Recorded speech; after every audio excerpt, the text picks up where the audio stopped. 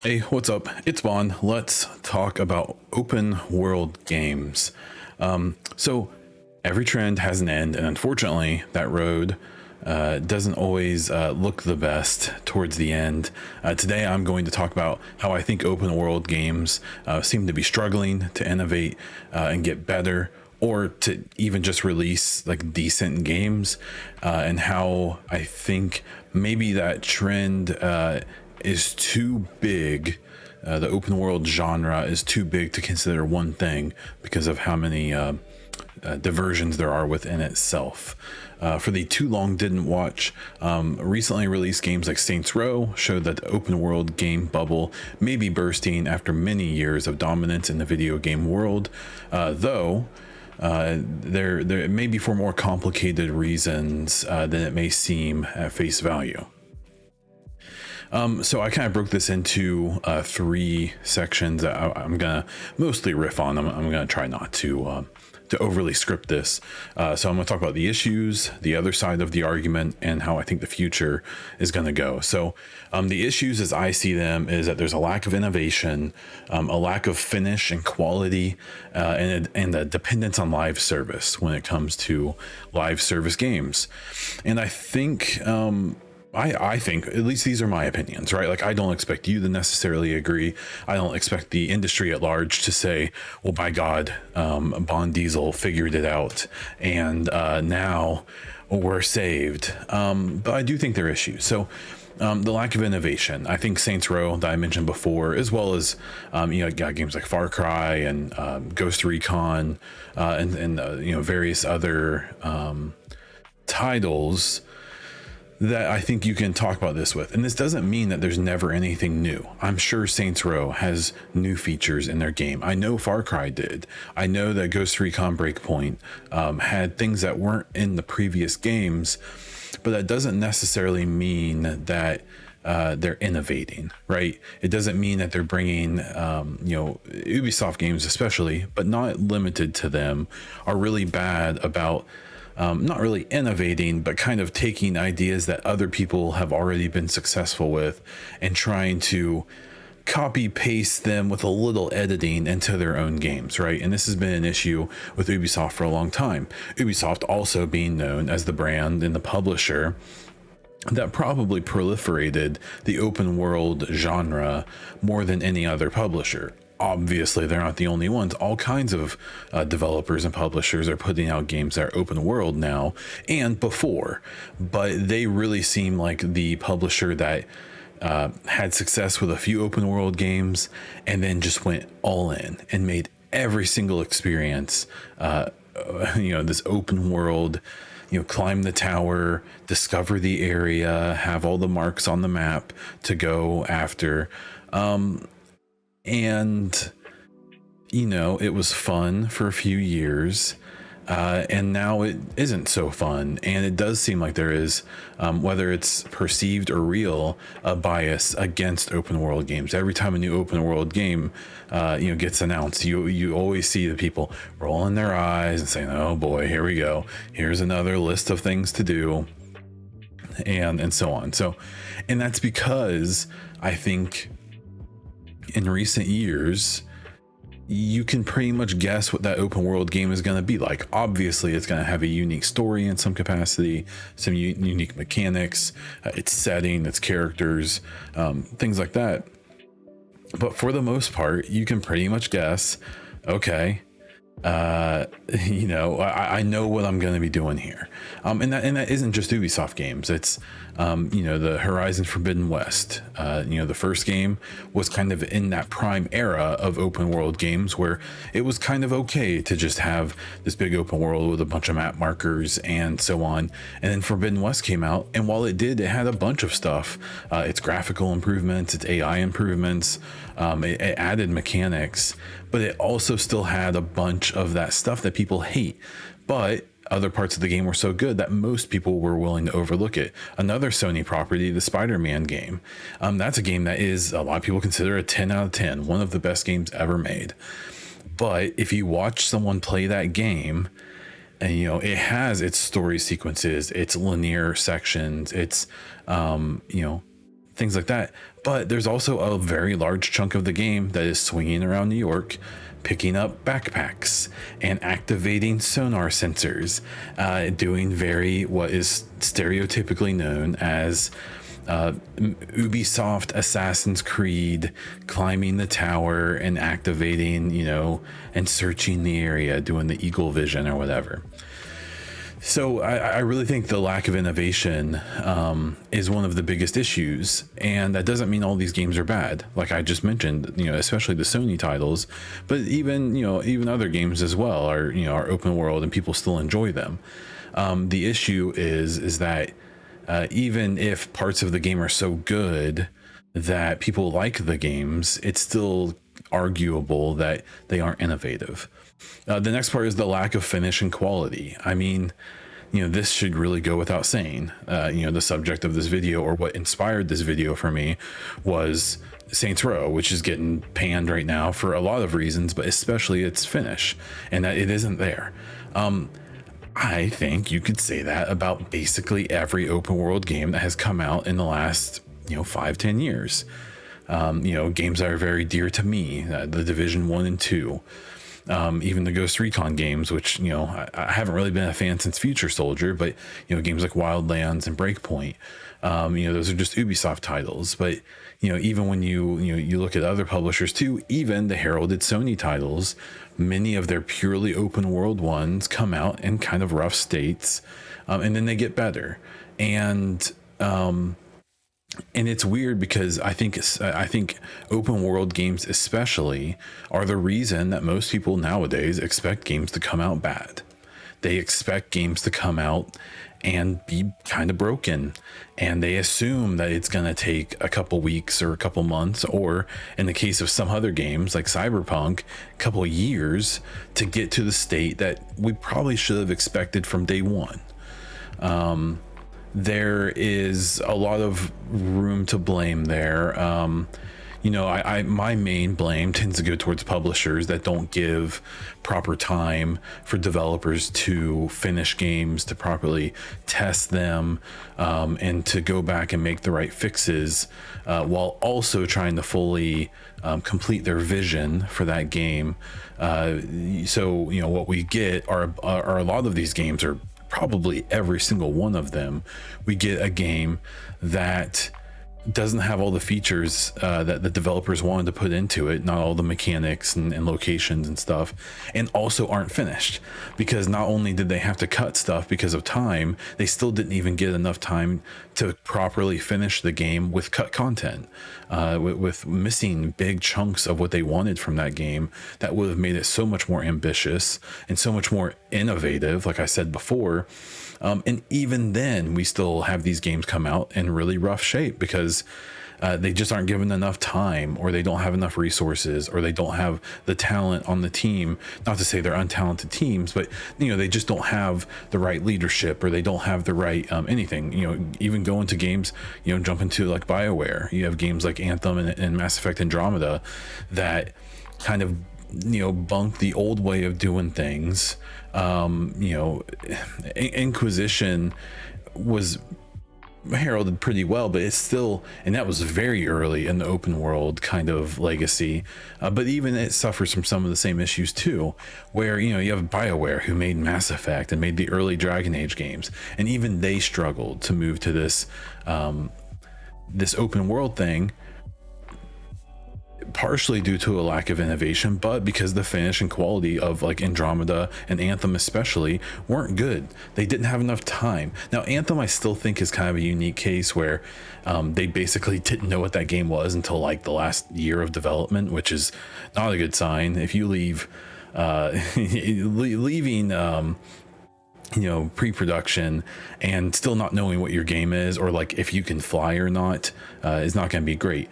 But it really still to me comes down to them just not getting enough time to put these games out. Now you can't give unlimited time. You have to release a product eventually.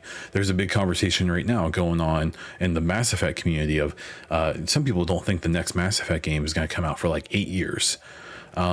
My guess is it's going to come out in 2025. And that's because EA isn't going to pay for development of a game for that long. I know you could argue that a game like Dragon Age 4, or now Dragon Age Dreadwolf, has been in development for that long, but it really hasn't been, because it's been rebooted and things like that. And BioWare seems to have made like a significant change in the way they do things.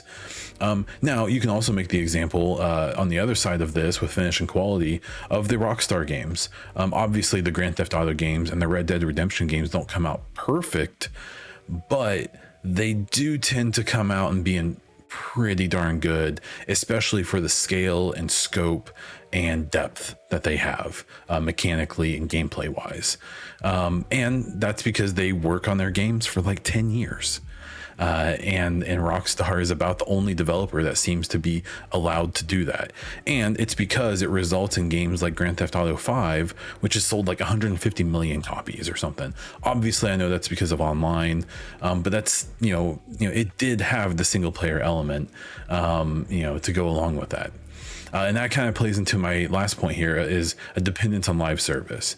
It really seems like when you look at the open world games that are still doing pretty well, for the most part, it's because they aren't live service. It's because they aren't trying to do the Destiny thing, because Destiny's not really an open world game. It's a game with lots of medium sized areas that I don't consider it an open like a truly open world game. A game like The Division is, and I think its dependence and need, or at least commitment to the live service side of things, has hurt it a lot. I think you look at games like most of the Sony titles, the Last of Us 2, I wouldn't say is like truly open world either. It's kind of like Destiny, where it's, many large areas stuck together, but they aren't. It isn't one cohesive giant open world that you freely roam, right? And there's just this dependence on live service, which is probably a whole other video to go on, and how, not only is the open world hard to make, these big, detailed, good working, interesting games with interesting mechanics. Well, then you throw in live service, which you put out a game that is almost never fully finished. And so then you're finishing that game because it has the open world game problems, while also trying to put out new, interesting content at the same time. And, in the example of a game like The Division 2, where it came out in pretty good shape, obviously it needed, technical things fixed.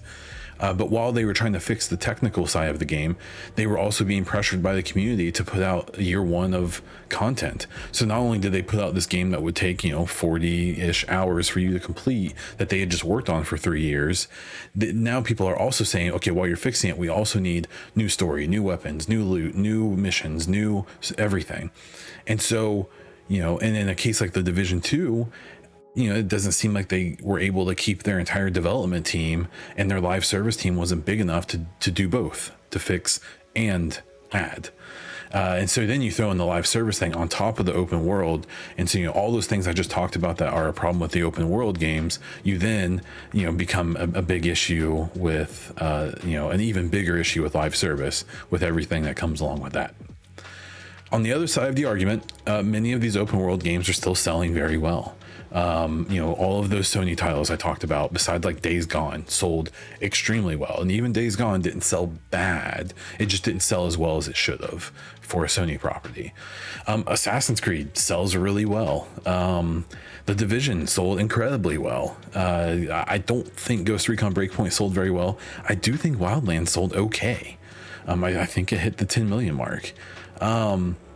Saints Row is probably going to sell okay, purely off of its name, unfortunately. And so, it's a confusing sign to these publishers where, their developers maybe don't even like making these games. Their fans, a lot of them don't like the quality. They're upset with the lack of content. They're upset with the direction the games take. But then those publishers look at the bottom line and they see, 5, 10, 15 million copies sold, and they think, Well, those people must not know what they're talking about because we are making money. But it's also a reminder that just because something is popular doesn't mean it's good. The Big Bang Theory was very popular for a very long time. And I'm sorry if you like that show, but that show was very bad and very cheap and very lazy with its writing. And so, it's fine to like those things. Obviously, it's fine to like these open world games that I'm admonishing right now. But I still think it's okay to say that they have a lack of innovation, they have a lack of finish and quality, and that they have a dependence on live service, while still acknowledging that some people like them and that they can still sell really well. There's obviously enough people engaging in these games for them to keep making them and to keep putting more stuff into them, to release DLC or especially microtransactions and new seasons and things like that, the whole live service thing. And some platforms are really dependent on them. Ubisoft as a publisher is very dependent on open world games to the point where you wonder if they know how to make a more linear single player game anymore. We're going to see that, I assume, with the Avatar game that's coming out. I assume with the Splinter Cell remaster thing they're doing. I assume with the Star Wars game that's coming out, but we'll have to wait and see. Sony as a platform is very dependent on these open world games.